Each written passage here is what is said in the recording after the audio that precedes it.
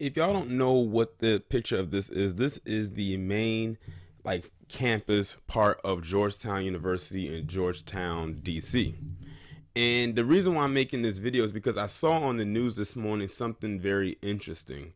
And basically what's going on is the students held a vote where they won a 2-to-1 margin, where they are going to increase the tuition starting possibly next semester if it gets approved by the school to $27 and some change additional to what has to be paid for the regular standard student, so they could put a fund together as reparations for the descendants of slaves who helped with the school financially. Now you're probably wondering what I mean by that.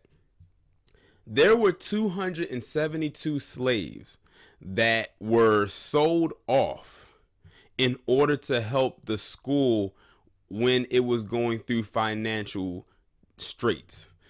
Basically, the school was about to shut down because it was not making any money.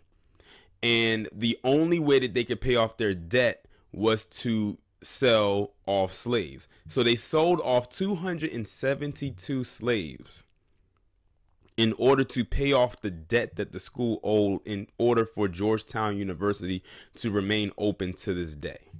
So the 272 people that they sold off are the sole reason why Georgetown University still has teachers working there, students going there, and the programs in effect in place that it has going on right now. While that's all good and dandy, my main question is this. They knew about this for years. For years, they've known about this. Why now? Why are they just now implementing something in place now? My only guess is because the topic of reparations is seemingly a hot topic right now, quote unquote, and is not going anywhere. See, when it wasn't a topic of discussion, they weren't discussing it, but they knew that they had to sell off 272 slaves in order to keep the doors open for the school. Otherwise, the school would not exist. See, that goes back into the narrative of black people yet again coming in to save the day. I was watching a video that Phil from the Advice Show did on his other channel. He has two channels, in case y'all didn't know. He has the Advice Show channel, and then he has one called the Philip Scott Show or something like that. I forgot what it was called. And it was titled Black Americans Are Not the Avengers. And basically, in a nutshell, what he was saying is that we are tired of having to throw on the cape for other people in order to save them while in the midst trying to save ourselves. Because it seems like every time we are put in a predicament, we have to drop whatever it is we're doing to go and help another group of people. But when we want to just help ourselves, then it's a problem with everybody else. And this kind of fits into the narrative here. Black people yet again having to be the savior for other people, but then when we need saving or when we need help, and if we wanted other people to help, then is a conflict. That's why a lot of black people want, especially ADOS, want to do for self, but then for some strange reason people get upset when we even demand that. So I think it's very interesting that they're doing it. What I also learned is they said that Georgetown University is the first college, or at least the first PWI, to implement something like this. Now, it's going to end up probably forcing others' hands to see if they're going to do the same thing.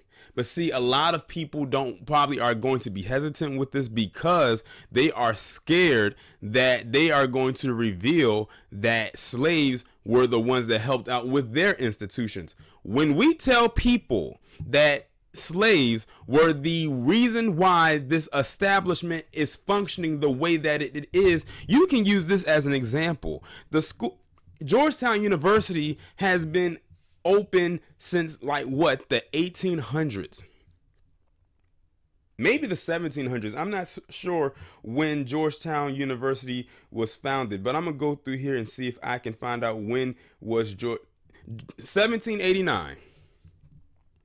That means black people were still enslaved. Now, mind you, like I said, 272 slaves had to be sold in order to pay off a debt in order to keep the school open because they were financially not making any money. They were struggling. And I think it has a name attached to it. Let me see if I can find it. Let me go through. It was called the Georgetown Jesuits debt. Spelled Jesuit. They were not making money. People were not coming to the school. They probably couldn't have enough to pay the teachers at the time. So in order to do that, they had to sell off almost 300 slaves in order to keep their doors open. And that was, I think, the biggest payout they had to make to keep their doors open to this day. And people have the nerve to say that black people didn't build up this establishment. Whether black people actually built it up manually or they had to be sold in order to keep doors open like the one to Georgetown University, our ancestors, did that. They had no choice but to do it. They didn't have an option. It's stuff like this, which is why ADOS wants reparations. People want to know why we're asking for it, or why we're not even asking, why we're demanding it. Here's one clear-cut example of that. We want what we are owed. Now, when I was looking through some of the article, they were saying how some of the students that are going there are actual descendants of those exact slaves that were sold to keep those doors open. No wonder they became legacy students. They have a right to go there. If anything, the ones who are going to this school right now, the most that they could do for these students is have them go there for free, whether they got a full scholarship or not. No tuition, no room and board if they stay on campus. Let them take their classes for free. That's actually the least and the best that they could do for the students who go there, whose ancestors actually were the ones that were sold. I think that's actually what they're trying to do with this. Now, like I said, the vote has been approved. Like, they already voted. They got the vote won. Now the school has to approve it. Like, they have to set the referendum in motion for it to actually be on the books and say, look, this is what we're going to do. Now, this is probably going to be a good move on them, because what's going to end up happening is they might get an increased quota of black students wanting to go there. That could be another possible move. But like I said in the beginning, I questioned the motive as to why now. They already knew that this historically happened to keep the doors open to this school. They could have been done this. Why did they want to talk about it now that reparations is a topic of discussion? It almost makes it seem like, is this a political move? Or is this a way for you to get more black students to go to your school? So there's a lot of questions that come about with this, and with me not just jumping in with both feet and saying, yeah, I'm glad this is happening. Don't get me wrong. I'm glad that they're putting this in place. But I question the motive as to why they are doing it now. And I feel like there's no wrong in me questioning that. I'm sure many of you watching had that same exact question. Why now? When this could have been happened, hell, decades ago.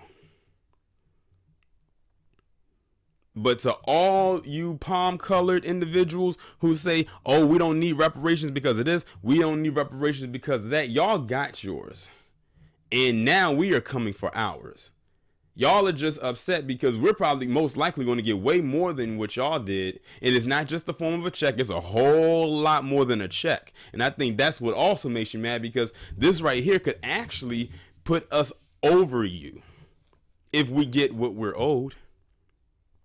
Don't get me wrong. This is a small step. They're actually doing more, in my opinion, than a lot of these politicians out here who say what they're going to do, but then they just fall back and renege and just give a bunch of empty promises. At least they actually have something in motion to actually work and benefit those students on a small level. This is like almost grassroots right here. But we will see what happens with this going forward.